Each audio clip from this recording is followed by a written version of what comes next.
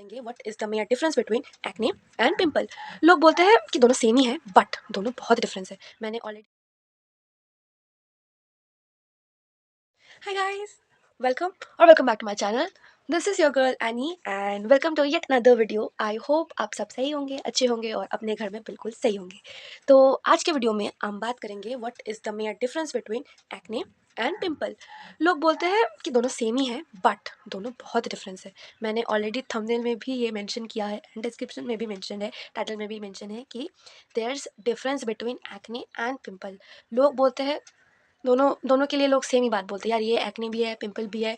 No, दोनों में बहुत डिफरेंस होता है। एक्ने में और पिंपल में काफ़ी डिफरेंस होता है, क्योंकि मैं एक ऐसे इंसान हूँ जिसको बहुत सारे पिंपल्स आते थे like in my teenager. As a teenager मुझे याद है, बाप रे बाप, इतना इतना बड़ा बड़ा मुझे पिंपल आता था। और मुझे मतलब रिवर्स कराने में बहुत दिक्कत आई थी। इनफैक्ट मुझे याद है, मैं जब कॉलेज के फर्स्ट ईयर में भी थी, मुझे बहुत पिंपल आते थे, ठीक था। लेकिन फ़िलहाल कोई फ़िल्टर नहीं है, आप देख सकते हो मुझे बिल्कुल भी पिंपल या एक्ने नहीं है। कभी कभी आते हैं हार्मोनल, ऑफ कोर्स हर लड़की को आता है, you can just deny about that fact.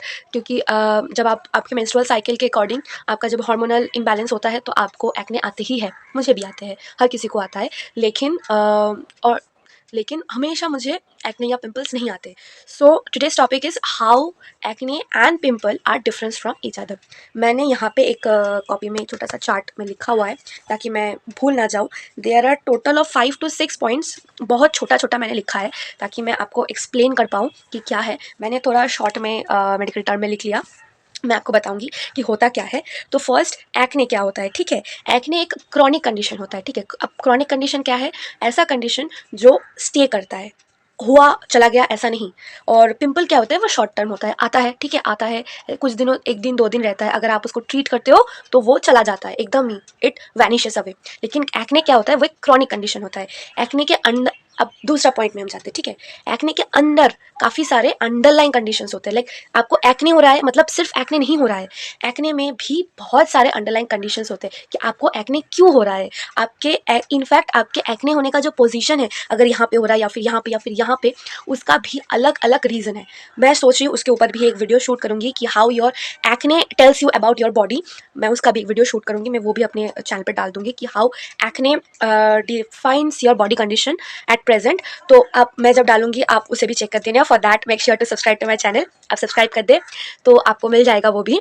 But for now, acne underline conditions के लिए आता है। या तो आपका हार्मोनल इम्बैलेंस हो रहा है, या फिर डाइजेशन का प्रॉब्लम है, या फिर आपका स्ट्रेस लेवल बढ़ गया है, आपको may be for menstruation purpose भी हो सकता है, आपको शायद पीसीओएस का प्रॉब्लम हो रहा है। इन सारे अंडरलाइन कंडीशंस की वजह से आपको एक्ने आते हैं। Now coming to pimple, pimple are usually caused by clogged pores. आपने जस्ट फॉर टेक, आपने अच्छे से अपना फेस वॉश नहीं किया, आपने मेकअप किया था, ठीक है, लेकिन आपने उस मेकअप को अच्छे से रिमूव नहीं किया, आपने अच्छे से अपने फेस को वॉश नहीं किया, आपने अच्छे से मॉइस्चराइज नहीं किया, आपके पोर्स ओपन है और क्लॉग्ड हो गए, मतलब सीबम से क्लॉग्ड हो गए, तब आपको पिंपल आते हैं। पिंपल का और कोई अंडरलाइन कंडीशंस नहीं होता, उसका सिर्फ और सिर्फ रीज़न होता है कि क्लॉक पोर्स। सिर्फ अगर आपके पोर्स क्लॉक्ड हो गए तो आपको पिंपल्स आएंगे। तो अगर आपको पिंपल आ रहे हैं तो आपको वो टारगेट करना है कि मैं अपने पोर्स को क्लॉक नहीं होने दूंगी, उसको साफ रखूंगी। You need to keep your face clean, because pimples सिर्फ और सिर्फ बैक्टीरियल इन्फेक्शन से ही होता है। आपका पोर क्लॉक्ड हो गया, उसमें बैक्टीरियल इन्फेक्शन हुआ और उससे आपको पिंपल आएगा। एक्ने की तरह उसका अदर अंडरलाइन कंडीशंस नहीं होता है, लेकिन एक्ने में आपका अंडरलाइन बहुत सारे कंडीशंस होते हैं। आपको एक्ने क्यों आ रहे हैं उसका आपके बॉडी के मेटाबॉलिज्म के साथ और फिजियोलॉजिकल प्रॉब्लम्स के साथ, कि आपको कोई और दूसरा फिजियोलॉजिकल प्रॉब्लम है या नहीं, शायद लीवर का प्रॉब्लम है, या फिर आपको डाइजेशन का प्रॉब्लम है, पीसीओएस का प्रॉब्लम है, या फिर आपको एलर्जीज हो रही है, आपको सांस लेने में दिक्कत है, आपको स्ट्रेस है, बहुत सारे रीज़न की वजह से आपको एक्ने आते हैं, ठीक है।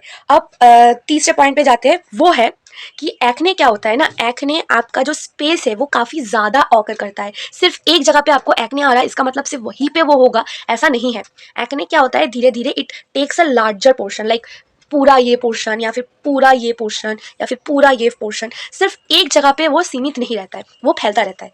Now when it comes to pimple, वो सिर्फ एक जगह पे ही होता है। लाइक अगर आपको यहाँ पे, सपोज आपको यहाँ पे पिंपल हो रहा है तो सिर्फ वो यहाँ पे ही रहेगा, आपने उसको यहाँ पे क्योर कर दिया तो वो क्योर हो जाएगा। लेकिन अगर आपको एक्ने आ रहे हैं मतलब वो अंडरलाइन कंडीशन है ना, तो वो ज़्यादा स्पेस ऑक्यूपाई करता है, ठीक है।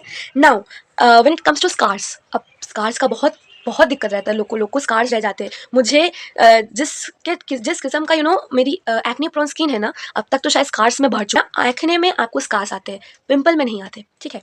पिंपल में अगर आपको पिंपल आ रहा है और आपने उसको अच्छे से ट्रीट कर दिया, you treated it, you let it settle down in your skin, like आपको पिंपल आया, आपने पिंपल पैच लगाया या फिर आपने उसमें ड्राइंग सोल्यूशन लगाया, ठीक है, आपने उसको ड्राई कर दिया, तो क्या होता है, आपका पिंपल सेटल हो जाता है और आपका स्किन नॉर्मल हो जाता है, आपको कोई मसला नहीं होता। लेकिन एक्ने है ना, एक्ने को अगर आपने अनट्रीटेड छोड़ दिया और प्रॉपरली, मतलब सिर्फ कुछ लगा दिया वो चला गया, ऐसा नहीं, जो अंडरलाइन कंडीशन है आपको उसे भी सही करना पड़ता है, वरना आपको स्कार्स हो सकते हैं और ये स्कार्स परमानेंट भी हो सकता है, ठीक है। पिंपल अपने बिहाइंड स्कार्स नहीं छोड़ता, एक्ने स्कार्स छोड़ता है, ठीक है। ये एक बहुत मिसकंसेप्शन है कि अगर आपको पिंपल हो रहा है तो मतलब उसके पीछे स्कार्स रह जाएगा, नहीं। पिंपल से स्कार्स नहीं होते, एक्ने से स्कार्स होते हैं, ठीक है। अब मैंने जैसे आप लोगों को बताया वो मल्टीफैक्टोरियल है, ये सिर्फ सिंगल कॉज है। इसके अलावा भी यही सारे एक्चुअली पॉइंट्स हैं जो इन दोनों में डिफरेंस है, बाकी तो उतना कुछ मेजर डिफरेंस नहीं है। मैं एक एक पिक्चर क्लिक कर दूंगी मेरे दो हाथ, ओके। तो आपने देखा होगा कि कैसे पिंपल होते हैं, कैसे एक्ने होते हैं। मैं सोच रही हूँ अपने नेक्स्ट वीडियो में ये बनाऊँ कि आपका एक्ने आपके बॉडी को कैसे डिपिक्ट करता है, लाइक एक्ने आपके कौन से पार्ट में हो रहा है आपके फेस का, उससे आपका बॉडी कंडीशन वो क्या डिपिक्ट करता है। अगर आप लोगों को वो वीडियो देखना है, प्लीज़ कमेंट सेक्शन में मुझे बताइएगा। मुझे एक दो भी कमेंट्स आ जाए ना तो मैं ज़रूर बना दूंगी, मुझे बहुत खुशी होगी वो बनाने में। And me as a teenager, मैंने आप लोगों को बताया मुझे बहुत ज़्यादा एक्ने थे, ठीक है। और जब मैं इनफैक्ट मेरे कॉलेज के फर्स्ट ईयर तक भी मुझे बहुत एक्ने आते थे, बट मैंने उसको रिवर्स कराया है, ठीक है। मैंने पूरा प्रोसेस, पूरा साइकिल उसका रिवर्स कराया है। मुझे PCOS भी था, मैंने उसको भी रिवर्स कराया है। तो अगर आप लोगों को जानना है कि वो मैंने कैसे किया है, आप कैसे कर सकते हो, तो प्लीज़ मुझे कमेंट सेक्शन में बताइएगा, मैं वो भी कर दूँगी। आई होप आपको कुछ इन्फॉर्मेशंस मिले होंगे इसके रिलेटेड। अगर आपको इसके अलावा भी कोई भी क्वेश्चन है इस टॉपिक के अराउंड भी, आप मुझे कमेंट सेक्शन में बता सकते हैं। मैं कोशिश करूँगी जितना मुझे पता है मैं बताऊँ। मैंने इन सारी चीज़ों को लेकर थोड़ा सा स्टडी किया हुआ था, क्योंकि मैंने कहा मुझे बहुत ज़्यादा, क्योंकि मुझे रिवाइज खुद का कराना था, तो मैंने काफ़ी ज़्यादा इसको लेकर स्टडी की हुई है। तो अगर आप लोगों को कुछ और डाउट है और कुछ जानना है, मैंने बहुत बेसिक डिफरेंसेस बताया है, इसके अलावा भी कुछ डिफरेंसेस है। अगर आप लोगों को वो भी जानना है मुझे कमेंट्स में बताइएगा, मैं ज़रूर इसका पार्ट 2 भी लेके आऊँगी, ठीक है। For then, till then, see you for my next video, bye bye.